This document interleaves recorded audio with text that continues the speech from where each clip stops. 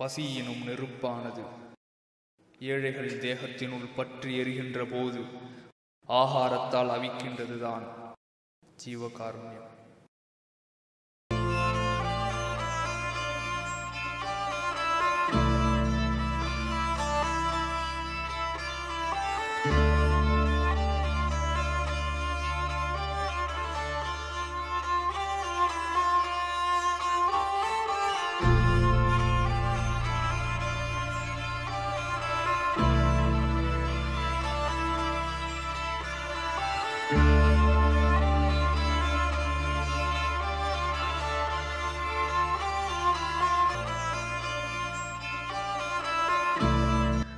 அருள் ஜோதி அண்ணாலயத்திலிருந்து தினைக்கும் காலை உணவாக கஞ்சி தராங்க.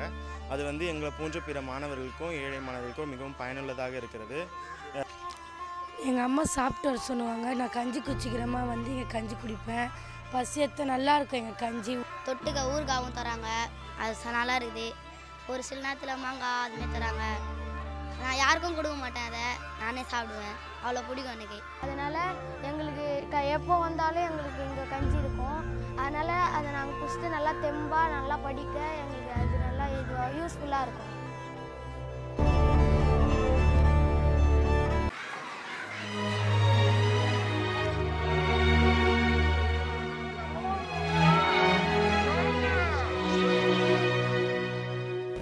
செவிக்கு உணவில்லாத போது சிறிது வயிற்றுக்கும் ஈயப்படும்.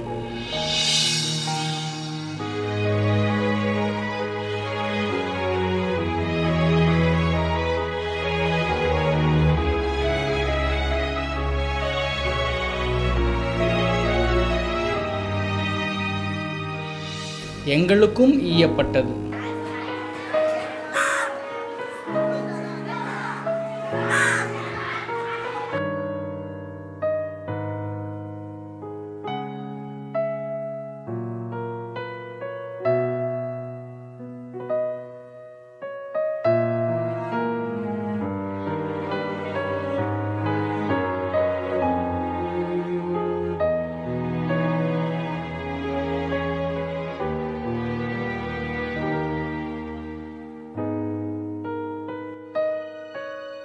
ஆன்மநேய ஒருமைப்பாட்டுரிமை நிறைந்த ஒவ்வொரு குடும்பத்திலும் சமைப்பதற்கு முன்னதாக ஒரு கைப்பிடி அரிசி சேமித்து வைக்கின்றனர்.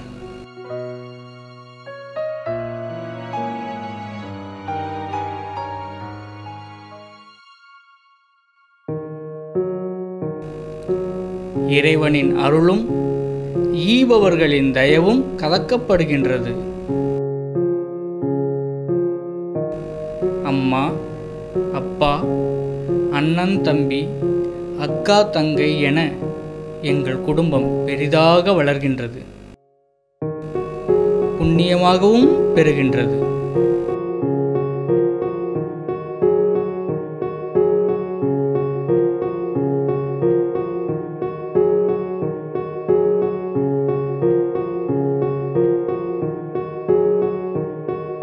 மெல்ல மெல்ல சிறு துளி பெருவெள்ளம் ஆகின்றது.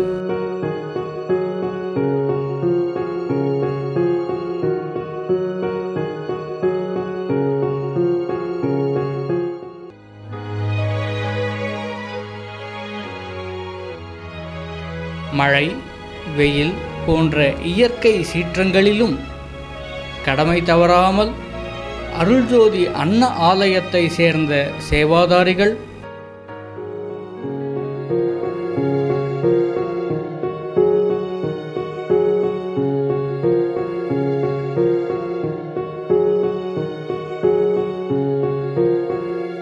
சேமித்து வைத்த அரிசியை சேகரித்து வருகின்றனர்.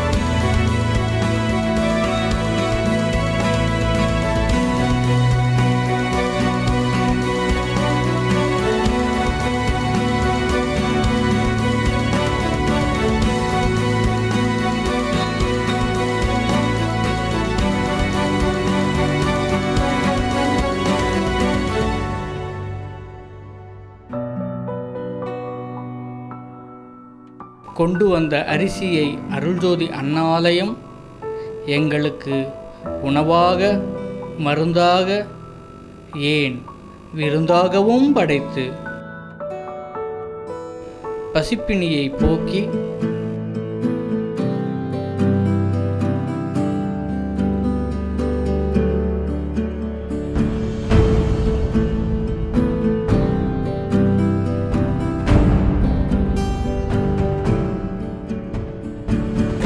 கல்வியிலும் விளையாட்டிலும் சிறந்து விளங்க பேருதவியும் பேராதரவும் தருகின்றது.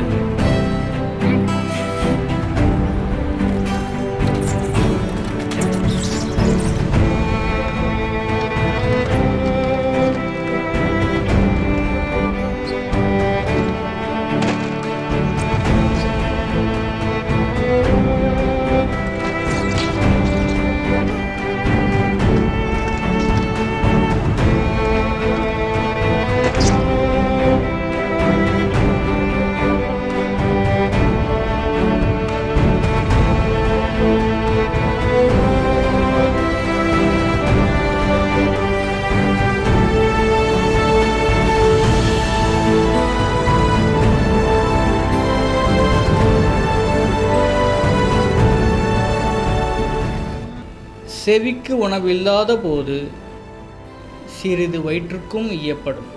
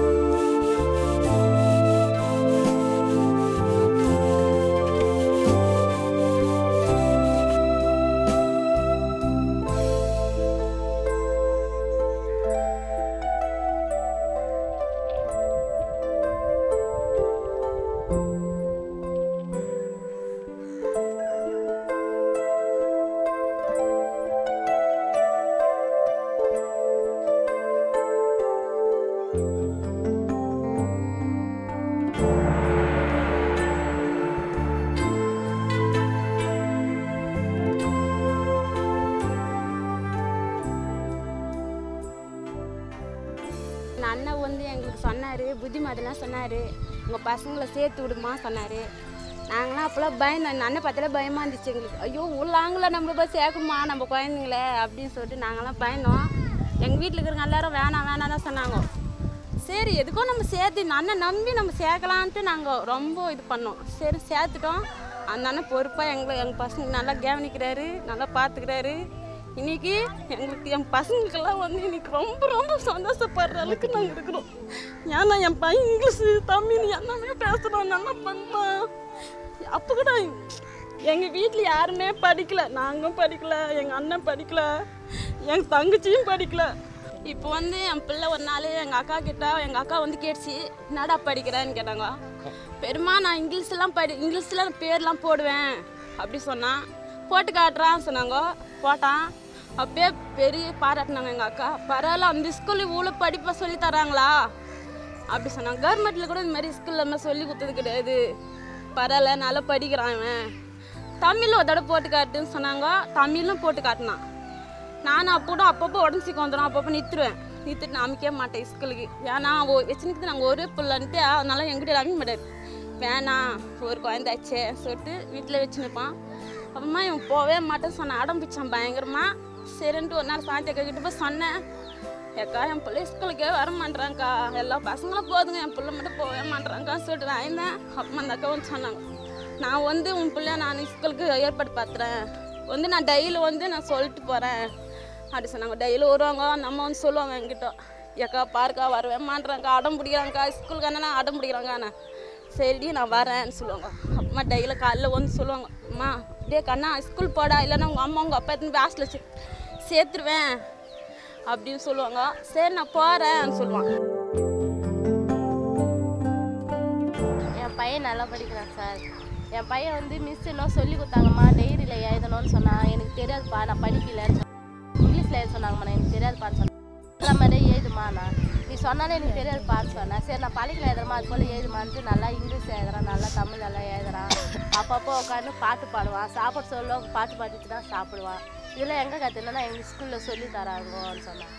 சரின்னு சொன்னேன். அப்புறம் என் பேரில் எனக்கு தெரியாது சொல்லி கொடுப்பாங்க. பேரெல்லாம் சொல்லி கொடுத்தா, அம்மா அவன் பேர் இப்படி தான் போடணும், இங்கிலீஷில் போடணும், தமிழில் போடணும்னு அதெல்லாம் சொல்லி கொடுக்குறான்.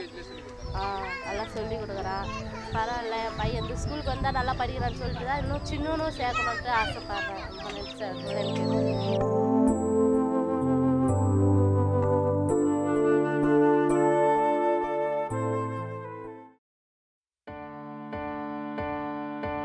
அன்பு கொண்ட உள்ளங்களே வாரே என்று மாடி பாடி இன்புறுவோம் உலகில். அன்பு கொண்ட உள்ளங்களே வாரே என்று மாடி பாடி இன்புறுவோம் உலகில்.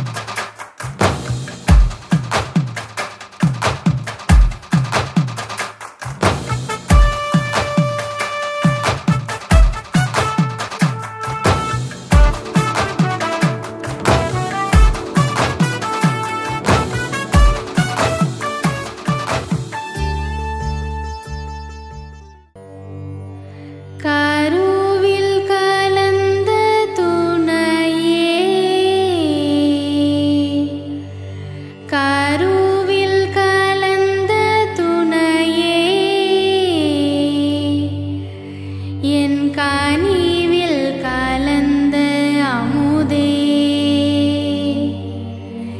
என் கனிவில் கலந்த அமுதே என் கண்ணில் கலந்த ஒளியே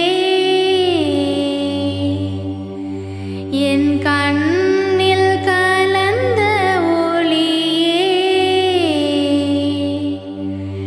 என் கருத்தில் கலந்த களிப்பே